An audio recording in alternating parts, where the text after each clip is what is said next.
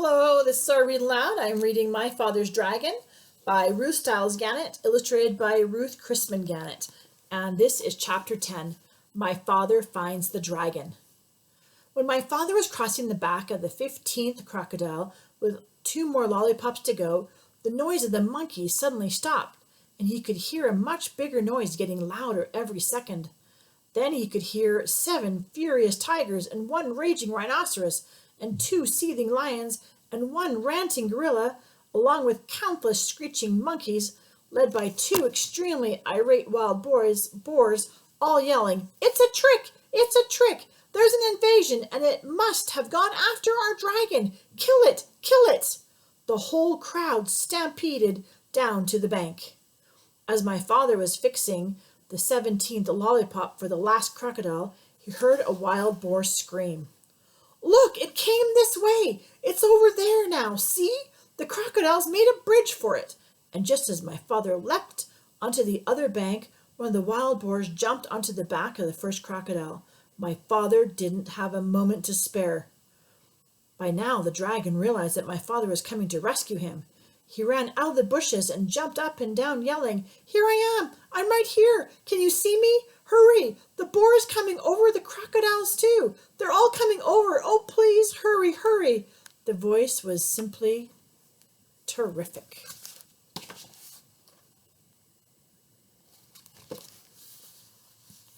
My father ran up to the dragon and took out his very sharp jackknife. "Steady, old boy, steady. We'll make it. Just stand still," he told the dragon as he began to saw through the big rope. By this time, both boars, all 7 tigers, the 2 lions, the rhinoceros, and the gorilla, along with the countless screeching monkeys, were all on their way across the crocodiles, and there was still a lot of rope to cut through. "Oh, hurry," the dragon kept saying. My father told him to stand still. "If I don't think I can make it," said my father, "we'll fly over there to the other side of the river, and I can finish cutting the rope there." Suddenly the screaming grew louder and madder, and my father thought the animals must have crossed the river. He looked around and saw something which surprised and delighted him, partly because he had finished his lollipops, and partly because, as I told you before, crocodiles are very moody and not the least bit dependable and are always looking for something to eat. The first crocodile had turned away from the bank and started swimming down the river. The second crocodile hadn't finished yet, so he followed right after the first, still sucking his lollipop.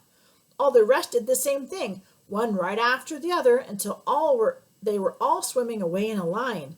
The 2 wild boars, the 7 tigers, the rhinoceros, the 2 monkeys, the gorilla, along with the countless screeching monkeys, were all riding down the middle of the river on the train of crocodiles, sucking pink lollipops, and all yelling and screaming and getting their feet wet.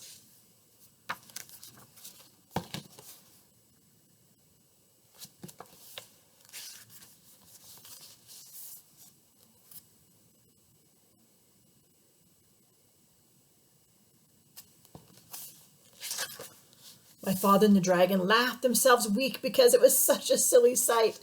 As soon as they had recovered, my father finished cutting the rope, and the dragon raced around in circles and tried to turn a somersault. He was the most excited baby dragon that ever lived. My father was in a hurry to fly away, and when the dragon finally calmed down a bit, my father climbed up onto his back. "All aboard," said the dragon. "Where shall we go?" "We'll spend the night on the beach, then tomorrow we'll start off on the long journey home. So it's off to the shores of Tangerina," shouted my father as the dragon soared above the dark jungle and the muddy river, and all the animals bellowing at them, and all the crocodiles licking pink lollipops and grinning wide grins. After all, what did the crocodiles care about a way to cross the river, and what a fine beast they were carrying on their backs? As my father and the dragon passed over the ocean rocks, they heard a tiny, excited voice scream, bum cack, we need our we need our dragon."